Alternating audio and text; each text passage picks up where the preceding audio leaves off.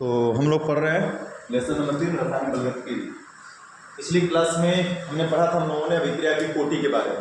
थोड़ा सा रिकॉर्ड नहीं कर पाए लेकिन क्योंकि मोबाइल में इंचार्ज नहीं था तो वीडियो रिकॉर्ड नहीं हो पाई। पढ़ा जा रहा है अभिक्रिया की कोटि। अभिक्रिया की कोटि किसे कहते हैं अल्लाह?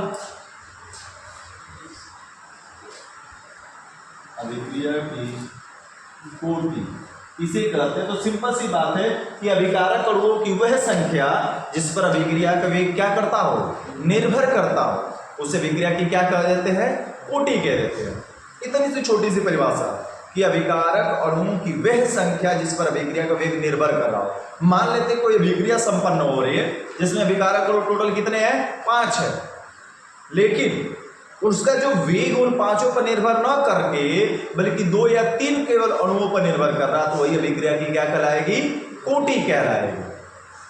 सेम अब हमने बताया कि अभिक्रिया की कोटि कितने प्रकार की? 4 प्रकार की। शून्य कोटि, प्रथम कोटि, द्वितीय कोटि और तृतीय कोटि।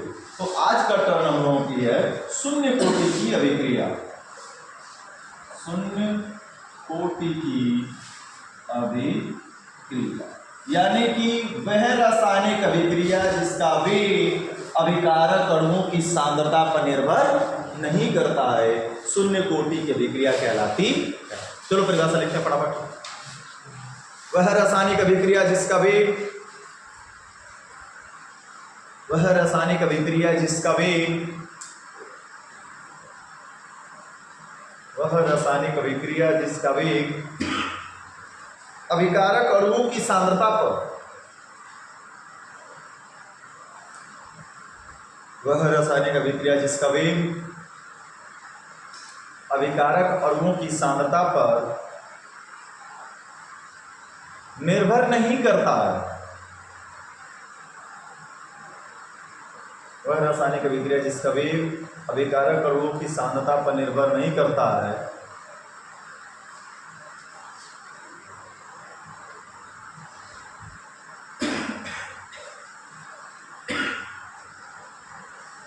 अभिकारक अणुओं की सांद्रता पर निर्भर नहीं करता है, शून्य कोटि की अभिक्रिया कहलाता है। वह रासायनिक अभिक्रिया जिसका वेग अभिकारक अणुओं की सांद्रता पर निर्भर नहीं करता है, शून्य कोटि की अभिक्रिया कहलाता है। हो गया बच्चा? एक बात बता दें, अभिक्रिया की कोटि को तो हम देख कर कभी बता ही नहीं सकते, बजाय शून्य कोटि की अभिक्रिया। शून्य कोटि की ही एक ऐसी अभिक्रिया मात्र जो अगर हो रही है उसे हम देखकर बता सकते हैं। प्रथम की नहीं बता सकते, ना द्वितीय की बता सकते, क्योंकि अंतर में हम लोगों ने क्या लिखा था कि अभिक्रिया की कोटि को किस विधि द्वारा ज्ञात किया जा सकता है? प्रयोग विधि द्वारा। अगर हम यहाँ पर ऐसे रिएक्शन लिख दें ना कि NH3 रिएक्शन हो रहा है N2 प्लस H2 3H2 लगा दे, बताओ किस कोटि की अभिक्रिया? नहीं बता पाओगे, लेकिन हमें पता कि इस अभिक्रिया पर क्या लगता है? उत्प्रेरक Fe और MO। तो अब अभिक्रिया का वेग किसके ऊपर डिपेंड करने लगा? इस कैटलिस्ट पर डिपेंड करने लगेगा। तो ऐसी अभिक्रिया तुमको दिखाई दे जहां पर अभिक्रिया का वेग किस पर निर्भर करने लगे? उत्प्रेरक पर निर्भर करती हुई दिखाई दे, तो समझ लो सीधा सीधा वो किस कोटि की अभिक्रिया? शून्य कोटि की। बहुविकल्पी में कई बार आता अभिक्रिया ऐसे दे देगा, पूछेगा किस कोटि की अभिक्रिया बताइए, या फिर दे देगा 4 बहुविकल्पी दे देगा अभिक्रिया, कहेगा शून्य कोटि की अभिक्रिया पहचानिए। शून्य के अलावा तुम किसी को नहीं पहचान सकते। शून्य का पहचानने का सिंपल सा तरीका है, उस पर क्या लगा होगा? कैटलिस्ट। न तो तुम फर्स्ट कोटि के पहचान सकते फर्स्ट ऑर्डर, न तो सेकंड ऑर्डर, न तो थर्ड ऑर्डर, किसी भी ऑर्डर के रिएक्शन को तुम पहचान नहीं पाओगे बजाय शून्य कोटि की अभिक्रिया। अभी लिखना नहीं है, अभी लिखना नहीं है। एक और रिएक्शन देख लो भैया, H2 प्लस I2 हमने लिखा और ये बना लेगा 2HI। हम कह दें कि ये शून्य की कैसे कह दें? जब इसका PT प्लैटिनम उत्प्रेरक लगा तो हम कह दें किस कोटि की अभिक्रिया हो रही है? शून्य कोटि की। तो अभिक्रिया क्या बोला भैया? वह रासायनिक अभिक्रिया जिसका वेग या दर का फार्मूला क्या लिखाया गया था? वेग या दर बराबर हो जाएगा। देखो भैया, वेग या दर, माना कोई अभिक्रिया शून्य कोटि की हो रही है, माना कोई अभिक्रिया शून्य कोटि की हो रही है। कौन सी विक्रिया शून्य कोटि की हो रही है भैया? तो ए प्रोडक्ट हो रही है। क्या हो रही है? ए प्रोडक्ट यानी उत्पाद। माना कि कोई अभिक्रिया हो रही है जो ए उत्पाद हो रही है, तो अभिक्रिया की दर गुल्डबर्ग के अवागे का नियम क्या कहता भैया अपना? याद करो क्लास 11 में गुल्डबर्ग अवागे या द्रव्यनुपाती क्रिया का नियम पढ़ाया था कि किसी रासायनिक अभिक्रिया की जो दर होती है वह अभिकारी पदार्थ की सांद्रताओं के गुणनफल की क्या होती है? समानुपाती। ये भैया अभिकारी पदार्थ एक ही है तो एक ही की सांद्रता ना लिखेंगे, दो रहता तो ए इंटू बी लिखते, तीन रहता तो ए इंटू बी इंटू सी लिखते। तो सीधा सीधा है कि किसी रासायनिक अभिक्रिया की दर उसके अभिकारी पदार्थ की सांद्रता की क्या होती है? समानुपाती है। सांद्रता का रिप्रेजेंट करने का तरीका कोष्टक है, सबको पता है। समानुपाती का चिन्ह हटेगा, क्या लगेगा भैया? नियतांक, और नियतांक के ए की सांद्रता। किस कोटि की अभिक्रिया बता रहा है? शून्य कोटि। परिभाषा फिर से रिपीट करते हैं, वह रासायनिक अभिक्रिया जिसका वेग अभिकारी पदार्थ की सांद्रता पर निर्भर न करे। तो अभिकारी पदार्थ की सांद्रता पर निर्भर न करेगा, इसका मतलब सांद्रता कितनी रख दी जाए? पावर 0। सांद्रता के पावर कितना रख दिया जाए? 0। तभी ना कहेंगे कि यह शून्य कोटि का है। ये भैया सीधी सीधी बात है। शून्य कोटि को दो तरीका से पहचानना, दो तरीका देगा हमको। एक तरीका रिएक्शन देगा कि पहचाने किस कोटि की विक्रिया हो रही है। शून्य के अलावा तुम किसी भी रिएक्शन को पहचान नहीं सकते, क्योंकि हमने दिखाया है कि अभिक्रिया की कोटि प्रयोग विधि द्वारा ज्ञात की जाती है, न तो क्रिया विधि द्वारा।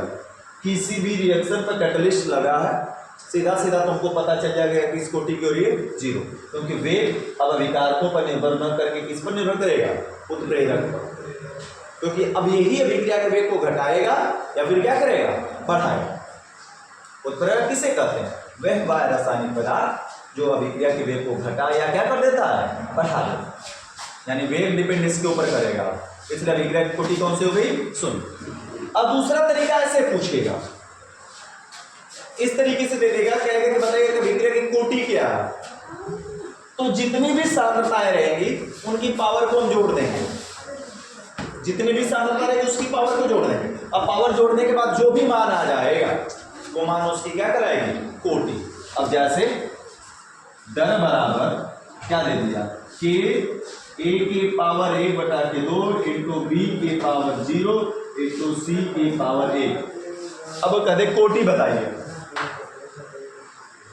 इसकी कोटि हमसे पूछेगा, क्या कहोगे भैया कितनी कोटि है?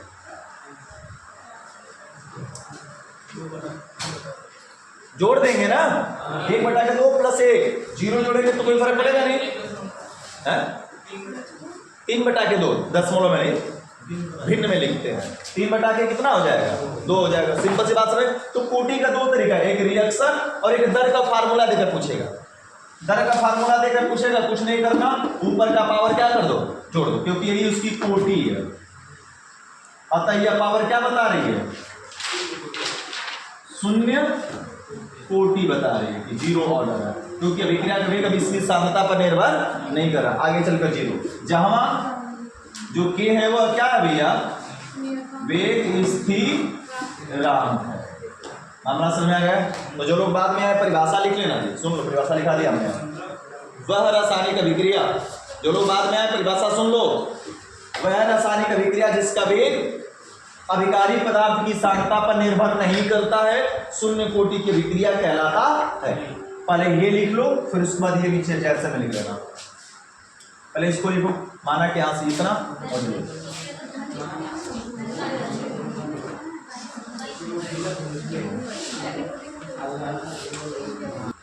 अब व्यंजक इस पर हल करते हैं।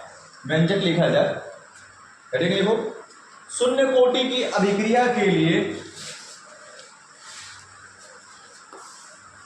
शून्य कोटि की अभिक्रिया के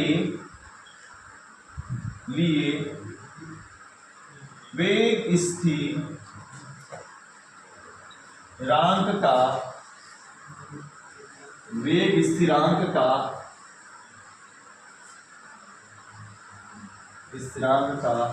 व्यंजक शून्य कोटि की अभिक्रिया के लिए वेग स्थिरांक का व्यंजक है। हाँ, सूत्र के संबंध से शून्य कोटि की अभिक्रिया के लिए वेग स्थिरांक का व्यंजक।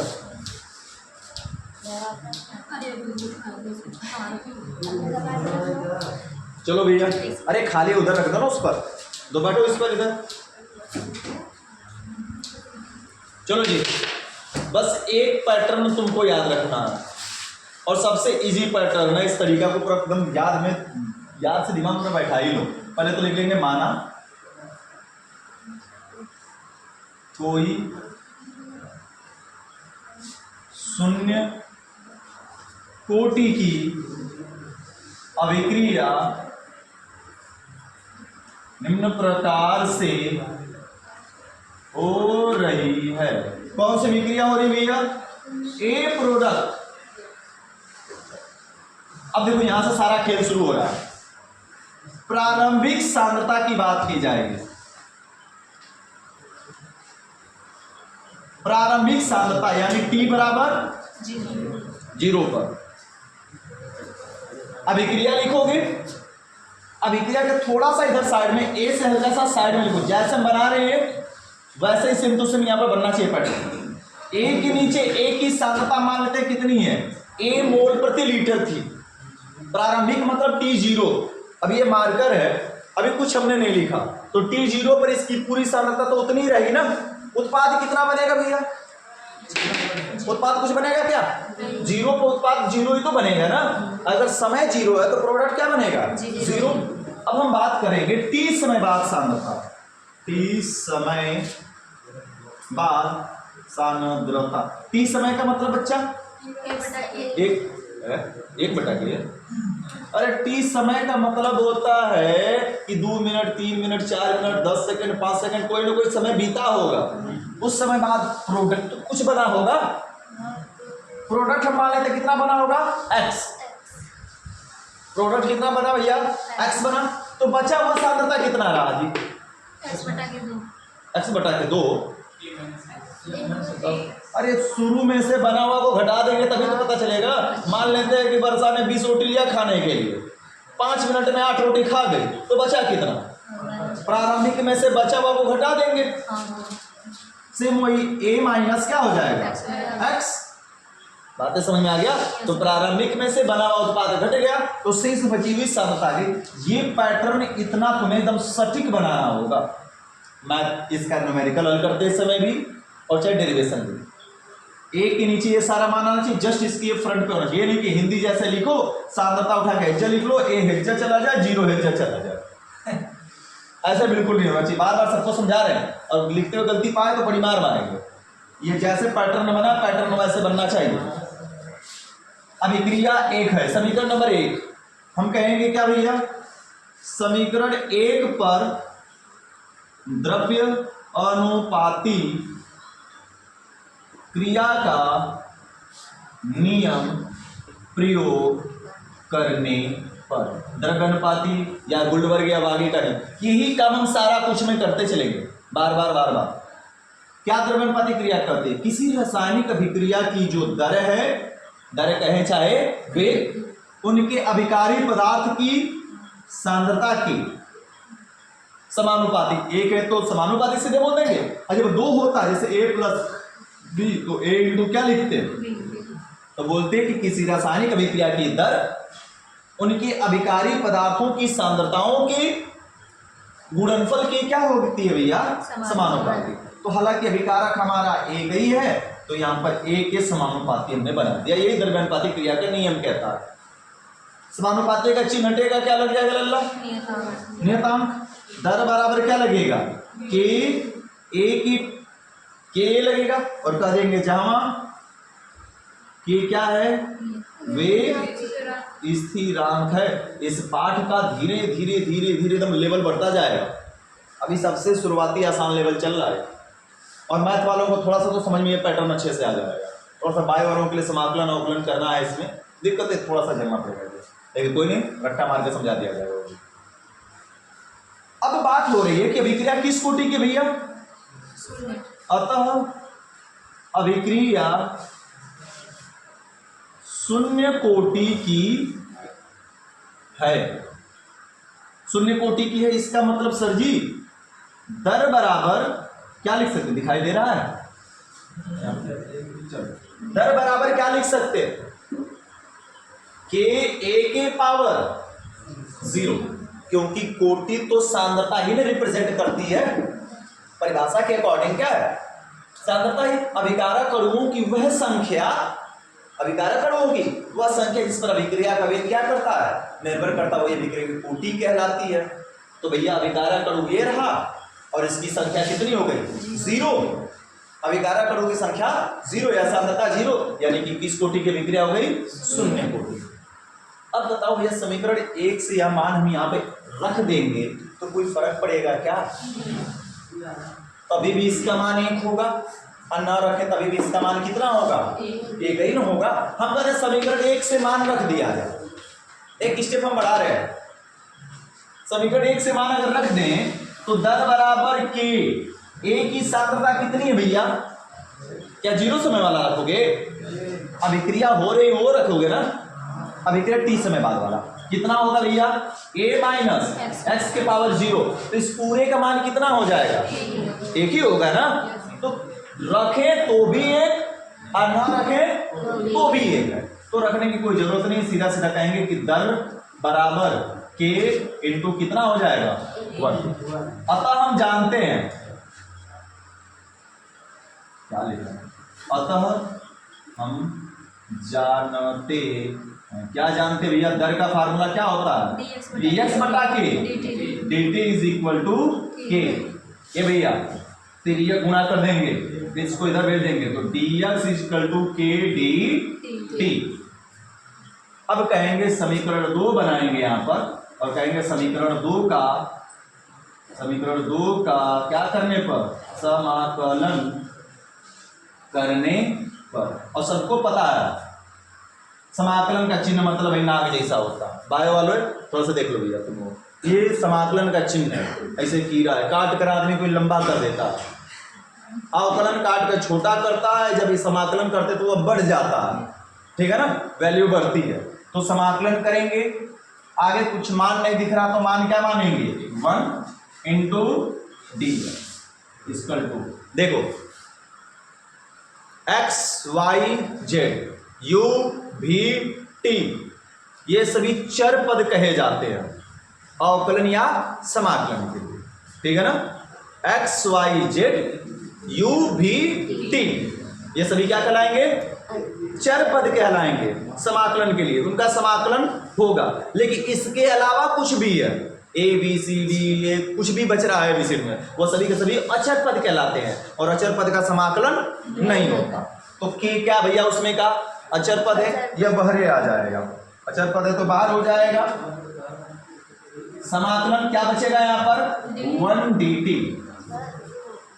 ठीक है। अब समझो भैया, अगर कभी भी कहीं पर भी तुमको 1 का समाकलन करता हुआ दिखाई दे और उसके पीछे जो मान है वो ही मान हो जाता है।